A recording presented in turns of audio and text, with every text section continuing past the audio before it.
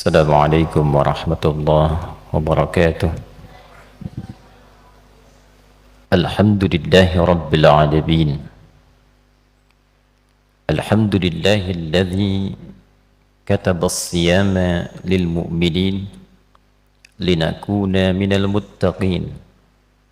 فقال تعالى: يا أيها الذين آمنوا كتب عليكم الصيام كما كتب على الذين من قبلكم لعلكم تتقون. نصلي ونسلم على الحبيب الكريم نبينا وسيدنا محمد الذي أرسل رحمة للعالمين، فقد دلنا على اتباع سنته وخاصة في أداء الصيام رمضان، فقال: من صام رمضان إيمانا واحتسابا غفر له ما تقدم من ذنبه. فصلوات الله عليه وسلامه التام وعلى آله وصحبه وذرياته وأمته إلى يوم الدين، وبعد. فيا عباد الله، أوصي نفسي وإياكم بتقوى الله فقد فاز المتقون، فلا تموتن إلا وأنتم مسلمون. فقال تعالى: يا أيها الذين آمنوا اتقوا الله حق تقاته ولا تموتن إلا وأنتم مسلمون. Hadirin jemaah Jumat rahimani wa rahimakumullah. Kita sangat berbahagia dan bersyukur kepada Allah Subhanahu wa Ta'ala diberikan kesempatan untuk beriman sampai detik ini dan diberikan kemampuan untuk mampu membuktikan keimanan kita kepada Allah dengan menunaikan ibadah Jumat di Jumat pertama pada bulan Ramadan 1445 Hijrah ini. Semoga Jumat yang kita tunaikan dinilai oleh Allah Subhanahu wa Ta'ala dan dijadikan sebagai Jumat terbaik dari sekian Jumat yang pernah kita tunaikan selama hidup kita.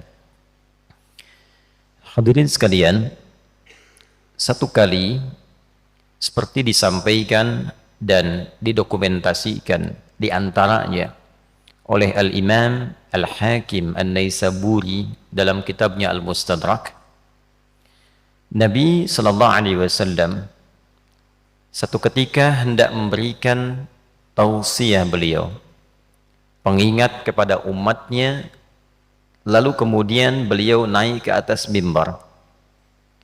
Mimbarnya dirancang dengan 3 undakan, seperti 3 tangga naik ke atas.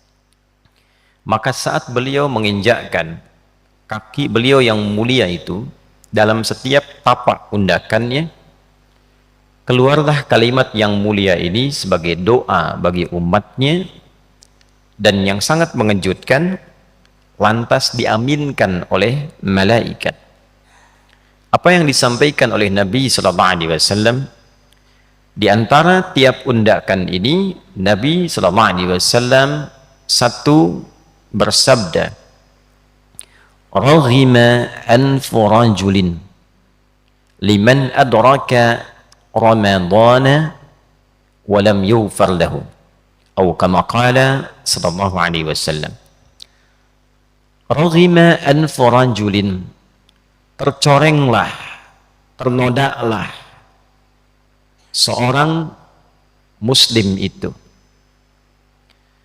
Ternodaklah, tercorenglah, kotor, terhina.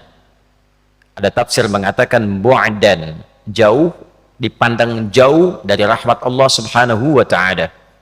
Liman adraka Ramadana, bagi seorang yang telah mampu mendapati bulan Ramadan, hadir di bulan Ramadan, walam yughfar lahu, namun ia tak mampu memanfaatkan keistimewaan Ramadan itu, dia tidak mampu menggunakan keagungan Ramadan itu untuk dapat meraih ampunan Allah Subhanahu wa Ta'ala, sehingga dia tidak diampuni selama Ramadan itu.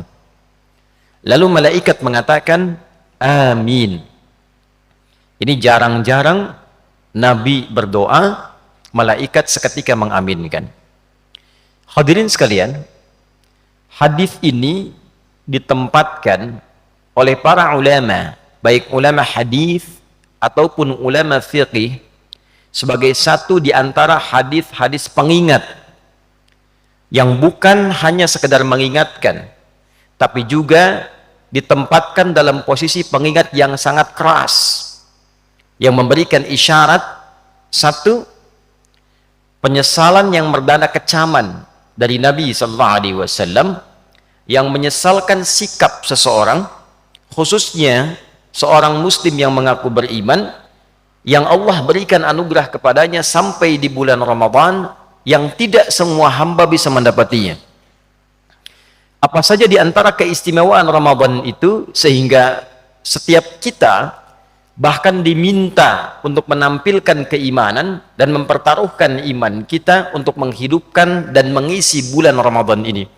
Itulah sebabnya ayat puasa dibuka dengan kalimat iman, ya ayyuhalladzina amanu, yang diantara makna terdalamnya adalah setiap perintah dalam Al-Quran atau bahkan larangan atau sekedar informasi yang dibuka dengan kalimat iman, maka ibadah itu sekaligus menentukan tingkat keimanan pemiliknya dan mempertaruhkan keimanan pemiliknya.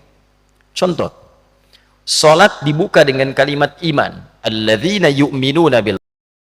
Nabi SAW menegaskan, man qama lailatul qadri, siapapun yang mampu menunaikan sholat di malam Ramadan dan bertepatan malam itu dengan malam Al-Qadar, ghufira lahu ma taqaddama min dhanbi, maka berpeluang ia mendapatkan semua ampunan dari beragam jenis dosa yang pernah ia kerjakan dalam hidupnya.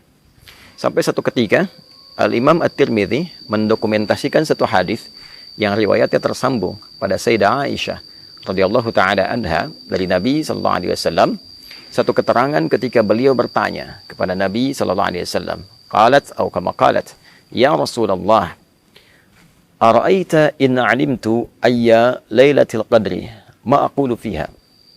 Ya Rasulullah, bagaimana pendapat Anda sekiranya saya menyadari, saya merasakan malam ini ada getaran yang berbeda, ada tanda-tanda malam Al-Qadar.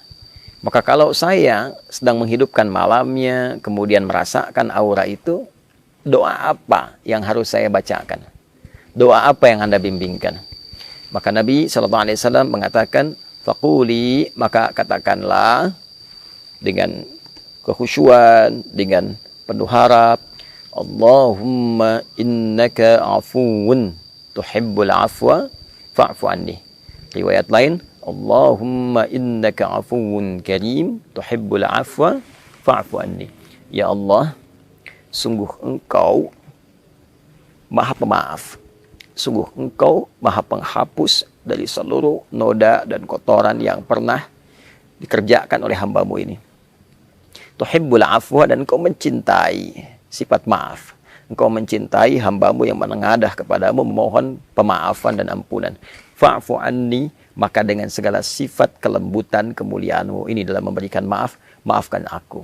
Ampuni dosaku, hilangkan dan gugurkan seluruh kesalahanku. Nah, ini keutamaan ibadah di malam-malam Ramadan. Jadi yang pertama, berpeluang menggugurkan dosa. Yang kedua, berpeluang mendapati malam Al-Qadar, dan bonusnya adalah ampunan dosa dari Allah Subhanahu wa Ta'ala. Adapun yang ketiga, ini yang paling menarik, salat yang ditunaikan di malam Ramadan juga memberikan manfaat besar bagi kedamaian hati, ketenangan jiwa. Nah, orang-orang yang sering gelisah, gitu kan, orang-orang yang diliputi oleh ketakutan berlebihan, ingin rapi, mendapatkan ketenangan jiwa, mendapatkan kedamaian, maka di antara tips yang disampaikan melalui riwayat-riwayat yang valid kepada kita adalah penunaian sholat di malam-malam Ramadan. Jika kita menunaikan satu ibadah, dan ibadah itu berdampak pada ketenangan jiwa kita, pada roh kita, roh yang mengisi nafas kita, jiwa kita, maka ibadah itu, pekerjaan itu disebut dengan tarwihah namanya.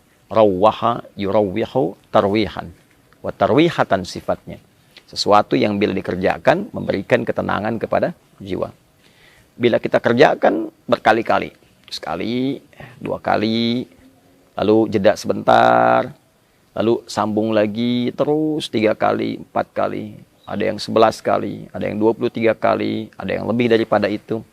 Dia jamakkan hingga mendapatkan ketenangan dan kedamaian dalam hatinya itu, maka bentuk jamaknya disebut dengan tarawih.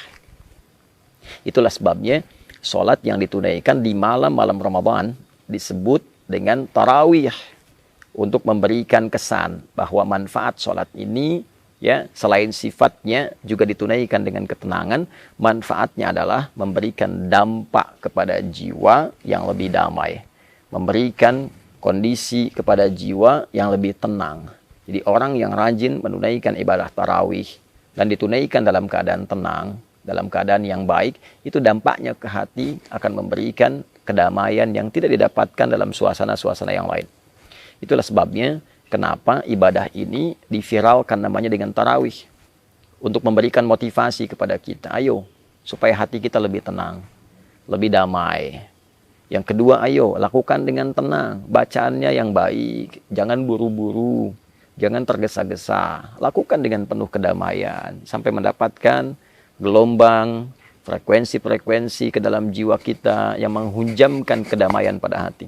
Cari imam-imam yang baik, yang memberikan getaran-getaran yang menenangkan kepada jiwa. Nah, itulah manfaat ibadah-ibadah yang ditunaikan di malam Ramadan, khususnya sholat yang kita hidupkan sepanjang malam Ramadan. Jadi sholat tarawih, qiyam Ramadan bukan ibadah biasa. Sholat ini berpeluang menghadirkan ampunan Allah Subhanahu wa Ta'ala. Sholat ini berpeluang menghadirkan keutamaan datangnya malam Al-Qadar. Sholat ini berpeluang memberikan kedamaian kepada jiwa. Masuk ke masjid dalam keadaan yang belum tentu damai sepenuhnya, pulang dalam keadaan yang tenang. Bila pun ajal tiba, wafat dalam keadaan tenang. Ditanya malaikat dalam keadaan tenang. Kembali kepada Allah dalam keadaan tenang. Itu diantara keutamaan yang tersaji dari menu-menu ibadah Ramadan.